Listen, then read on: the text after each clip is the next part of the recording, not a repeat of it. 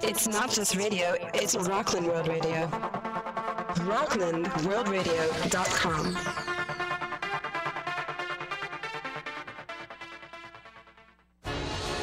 Welcome to Sober University, your next step to successful recovery, with Cheryl Adler, who says if you are going to crave anything, crave living life to the fullest. Maximize all you have and squander nothing. This program provides information to help you get your physical, mental, and spiritual house in order. And now, the host of Sober University, Cheryl Adler. Rockland World Radio listeners, it's great to have Dr. Frederick Drobin with me tonight. Thank you. Everything I learned about psychotherapy and psychoanalysis, I learned the most from Dr. Drobin. So I'm very grateful that he's with us tonight. And Dr. Drobin, who is a 12-step counselor here in Nyack, has been in practice since 1977. And you can reach Fred at 845-358-4752. And you can also reach him on his website, which is Dr. Drobin, DrDrobin.com. Did I get that right? You did. Thank you very much. You're very welcome. All right. So Fred and I have a long history. Fred has been my mentor for decades, and so Fred and I can sit and chat for hours and hours and lose track of time, but we're going to try to stay on track tonight and cover some very important points that have to do with 12-step spirituality and how that can impact this time of year, and hopefully in a very positive way. So, could you share with our listeners exactly who you are and what you do, and how this sets you apart from other people who are in the field of practicing psychotherapy? I had classical training. My analyst was one of the NYU psychologists, Dr. James. They were hanging around NYU and then later the William Ellenson White Institute. One of those people was Eric Fromm. So I had good training, classical training in psychoanalysis. And in the course of the years, I began to deal more and more with people in recovery, so I had learned some things about the recovery movement, about 12-step spirituality, and all of that brought me here. Well, we're glad that you are here. Thank you. You're very welcome. So we know that while many people are out and about frantically finding parking places in malls and standing on lines, buying their last-minute gifts, shopping till they drop and building up more and more debt, it seems so timely that we are here right now to catch our breath and recenter ourselves. So, in this very holy time of this Christmas season, it's essential to talk about the spiritual significance of this holiday and what this means to each of you listeners. It's no coincidence that the darkness outside encourages us to create light, not only by adding decorative lights to adorn our homes and our trees, but by illuminating our own lives. Fred, can you speak about how people can do that? Conquering the darkness, that's the major issue, I guess, at this time of the year. All of us, I'm sure, have heard Handel's Messiah, how Handel used a verse from Isaiah 9:2. The people who've walked in darkness have seen a great light. No one knows the darkness better than recovery people. I'm sure anyone who's gone through the early phases of recovery can get back to that. You have this pattern of behavior, this thing that you do, this addiction. Doesn't matter what the addiction is. That's a very important point to clarify, that you can be addicted to anything. Can be addicted to anything, and anything can ruin your life if you take it that far. So there you are, doing this behavior. It's destroying your life, it's destroying your health, and you can't stop. You've tried to stop, and you can't. There's no better definition for living in the darkness than that. And the people who've achieved sobriety through the 12 Steps programs know about going from darkness to light. And that's what we signify this time of the year, going from darkness to light. And we know that any addiction can crush the spirit. Yes. So let's talk more about how people can grow spiritually and morally as human beings through the therapeutic process. How does that work? Well, hopefully during the therapeutic process, we were able to confront the things we call our character defects, other people call it sins, those things that block our life, block us from growing spiritually. We can understand these things, we can conquer them, hopefully, or let's deal with them in some way that they become less compulsive for us and give us a measure of freedom. Fred, we were just talking earlier, maybe about an hour ago, about how people can get stuck in their intellect or in ideologies, and how the 12-step program is so very, very different from that. Can you explain that more clearly to our listeners? Yes. I grew up Catholic, and there was a strong focus on spirituality. My family was very religious, and I had a thoroughly Catholic education. But it seems most of that was kind of theological. It was all up in our head, what we were supposed to believe and what we were supposed to do. The 12-step spirituality is about examining our moral behavior and trying to change it in a radical way. And in that way, changing it involves paying attention to what we've done to other people. This is what builds empathy. This is how we learn empathy and how we become compassionate people. So it's a slight bit different from the classical experiences in spirituality. Not totally different, but slightly different focus. It's more practical. I call it a practical spirituality.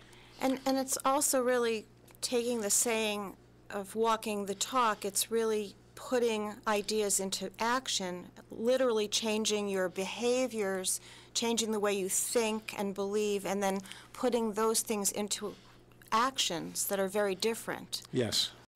That we would say somebody is truly sober, not simply because they put down their drug of choice, but because they virtually changed on a very deep level. Sober attitudes, sober behavior, sober thoughts. Yes, absolutely. Okay. So, I think... Maybe we need to talk about how this all started. Yes, but before we talk about how this all started, could we talk about Freud and what he said about the soul? Oh, Freud's definition of soul, firstly, let's talk about the misdefinition of it, or the misinterpretation of what Freud said. If you read Freud's standard edition, that is the collection of his works, you keep reading about this term, the mind, the mind, the mind, the mind this, the mind that. Freud didn't write mind in German. Freud wrote Seele, S-E-E-L-E, which means soul. Bruno Bettelheim said, if Freud meant mind, he would have written mind. That's geistig. So Freud thought he was talking about the soul in the process of psychological growth. Okay, we've pretty much ignored that, and therefore psychoanalysis sort of become an intellectual exercise for some people. But Freud was talking about the soul. I think we ought to listen to him about that. I think so, too. Yeah. I think that that's the most important piece for all of the work to really be integrated and come together. It's the core of human experience, the soul. Is the core of human experience. So we know that you've studied the life and work of many seekers, Freud being one of them, Jung, Buddha, Gandhi, and now we're going to talk about Bill. Bill W. Let's talk about Bill W. amongst all those other great seekers. Founder of AA. Bill was a very successful stockbroker. This is going back to the 1930s. He served in World War II, and World War I. I think his alcoholism was progressive. He didn't become a drunk just overnight. It was a gradual process. But by the early 30s, alcohol had pretty much taken his life. He was a successful stockbroker. He lost everything. His wife Lois picked him up on the curb one day. He was in a blackout drunk. He was in the gutter. Yes, he was in the gutter. She brought him to Towns Hospital, which was at that time on the west side of Manhattan, Central Park West and 89th Street. She brought him to Towns. Now, Bill was an atheist. He thought religion was ridiculous and had no spiritual life. So he was in Towns Hospital on his back. He just lost everything. And he challenged God. He said, "If you exist, show yourself to me." And all of a sudden, the room was filled up with light, and he was filled up with light. And he never drank, not another drop of alcohol for the rest of his life. That experience changed him. So when we were talking a moment ago about going from darkness to light, happened to Bill Wilson. He went from darkness to light in a moment. It doesn't happen for most of us that way. It doesn't happen for most of us that way. I think a lot of people getting sober would say, well, I want to have that experience like Bill W. did. Exactly. Very few people in religious and spiritual traditions have that experience. Mostly when they have it, at least in my reading of the traditions, it's been something God has given so that that person can help other people. Exactly right. And that's what happened to Bill. He went from darkness to light, changed his life, and so he decided that this was his mission. He gave up trying to be a stockbroker, and his mission was to help people get sober. Tell us some more about what happened with him. He hooked up with... He hooked up with Dr. Bob, who was a physician out in Ohio, I believe, and I think Akron or Toledo. Bill was out there, I guess, still doing business as a stockbroker, and he was trying to stay sober. And he was in a hotel, and he kept walking by the bar in the hotel, and he says, "This is too much of a temptation." And he noticed the bulletin board in the hotel lobby advertising the times of church services. And so he decided to call the various churches and ask the ministers if they had a problem drunk in their parish. Could you give me his name so I could talk to him? And they thought he was crazy. But one minister said, "Yes, we have this man, Dr. Bob, and he's been trying to get sober, and he can't." And so Bill met him, and the two of them managed to stay sober that evening. And they decided that this may be something that they could offer to the world. And they met other people, another man who was a problem drinker also. Who was that? I don't know his name, but they got sober together, and they stayed sober together. And then Bill had this friend, longtime friend named Ebby Phillips. And Ebby was also a problem drinker, and he went off to England for a while and got associated with a group called, it was called the Oxford Group. In this country, we call it the Moral Rearmament. And Ebby got sober a little bit with them, and from Ebby, Bill got the idea for the 12 steps. Moral rearmament had something to do about changing your moral life. And so Ebby was sort of a protagonist helping Bill build the 12 steps.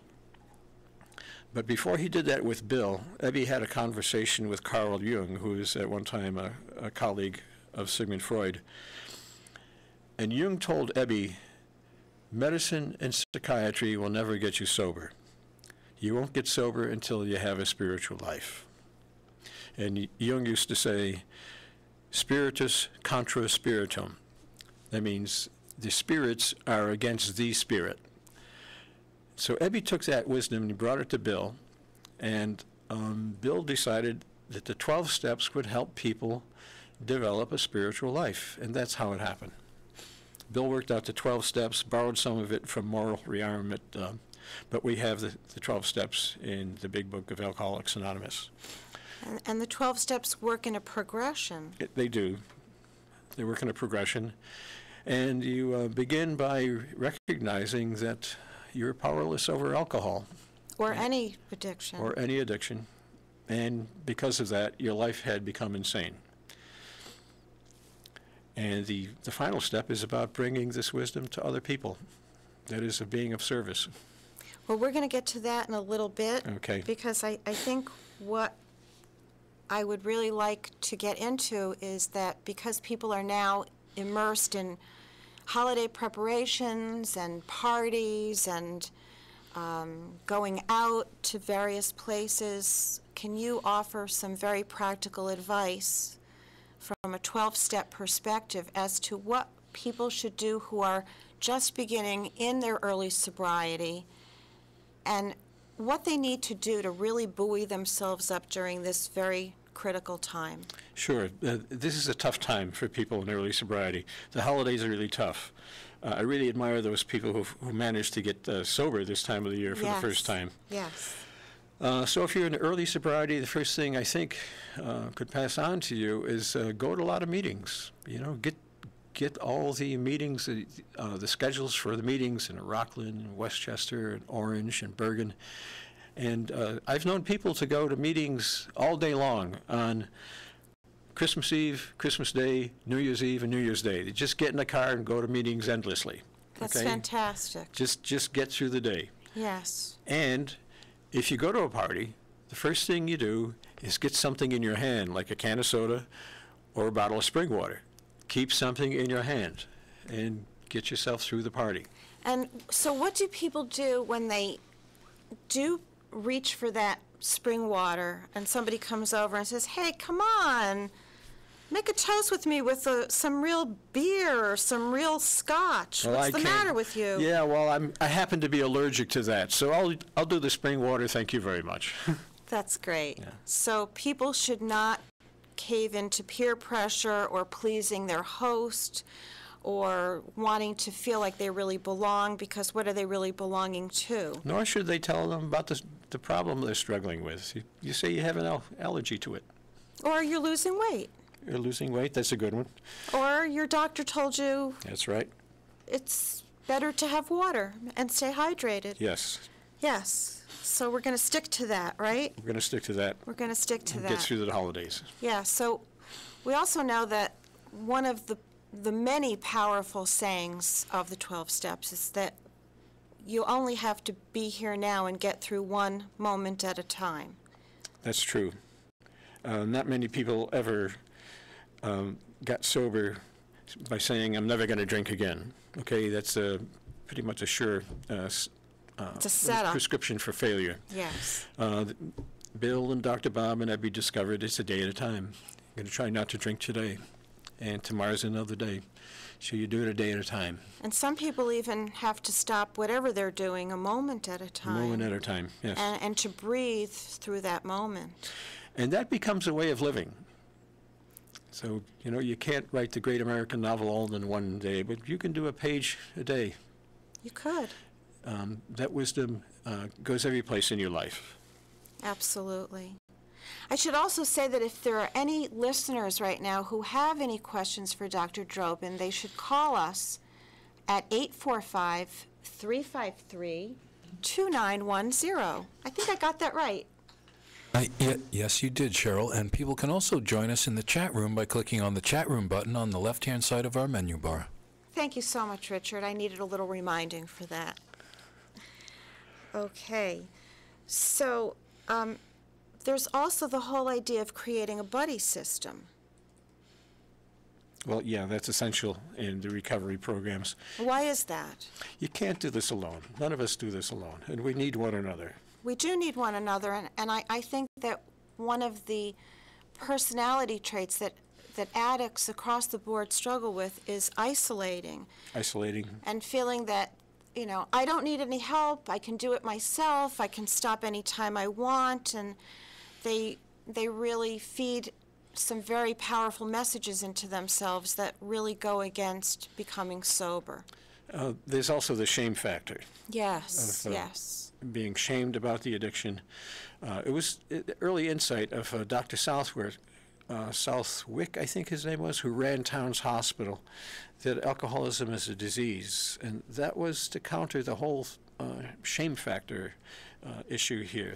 Yes. That dynamic, that people were so ashamed because of the addiction that it would be circular. It would just go back to drinking again because that's the only time they felt good. So conquering the shame, the buddy system is one way to conquer that whole shame factor. Because you're not alone. You're not alone. Yes. And people help one another. That's right. We help each other, and we can get through most anything.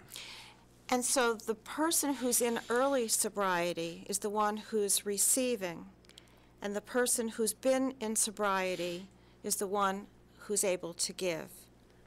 And I think that is a very important cycle that's very much a part of going to the 12-step meetings. But it comes full cycle because people who have long-term sobriety need to go back, and they call it, want to keep it green. Go Yeah. back and remember what it was like when you were in the darkness. So Yes. the beginners teach the old-timers, as they're called, what it's like to be in the darkness and to have gratitude for what you've received. So we help each other all the way around.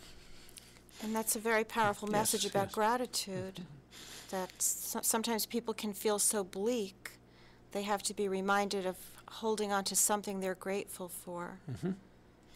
And gratitude's part of the recovery process. I hear people talk about that all the time. I hear people say, I'm a grateful recovering alcoholic. Gratitude fills our lives. Exactly right. That, I think, leads us to the whole idea of what can people do at this time of year in terms of service? Get involved with something. I did something like that some years ago. I was dumped back in the, mid-'80s.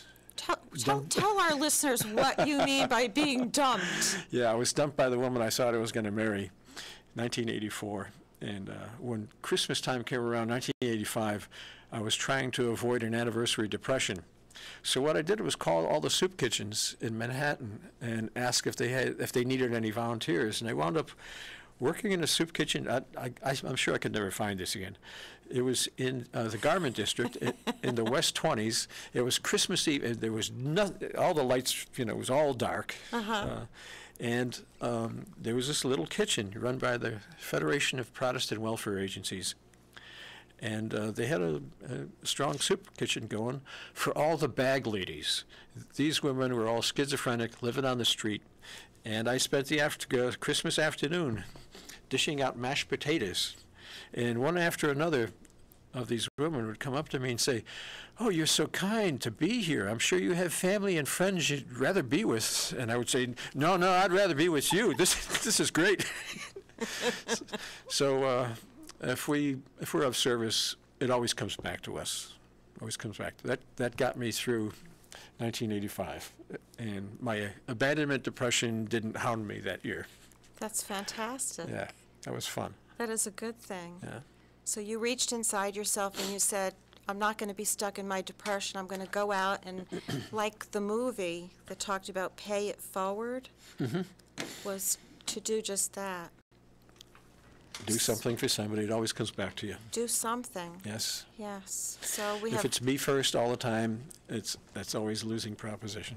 That's right. So giving is Yes. is really the answer. So we've got giving to hospitals, volunteering at soup kitchens, volunteering, helping animals. There's a million things people can do. There are things you can do. So put on your thinking caps and think about what you can do to help your fellow man and your fellow animals. And your fellow woman. And your fellow woman. And I also want to say it is Hanukkah. It's the first night of Hanukkah, so we are adding much more light starting more light. tonight. And we hope that it's going to be a very sober and very, very promising Christmas season and a good New Year for everyone. More light and the survival of the spirit. Yes, the survival of the spirit will help everyone. Yes. We love that idea. Good. Any final thoughts that you'd like to share? Just wishing everybody happy holidays. And good Have health. a good one. Good health. and Stay sober. peace, and stay sober from any addiction. Any addiction. And remember that you can reach Dr. Drobin on his office phone at 845-358-4752 and his website, which is an excellent place to also find him, drdrobin.com. DROBIN, That's it. Did I get that right? You got it right. Okay, so that is all the time we have for tonight. We want to thank all of you listeners for being with us and sharing this experience. You can podcast us again if you'd like to do so, or tell your friends. Please join me next week when I have a return guest, Bob Pargament from the Westchester Hypnosis Institute, who's going to help us keep our New Year's resolutions. So we're not just going to flap our gums and say what we're going to do, but we're going to stick to it. So remember, my listeners of Sober University, if you're going to crave anything, crave living life to the fullest, maximize all you have and squander nothing. We'll catch you next time, next Tuesday at 8 o'clock. Thanks for being with us tonight.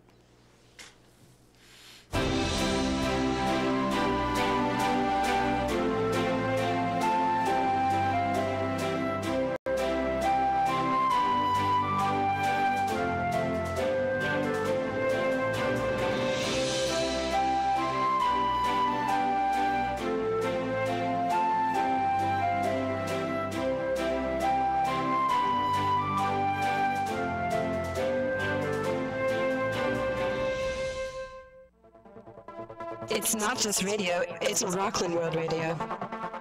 RocklandWorldRadio.com.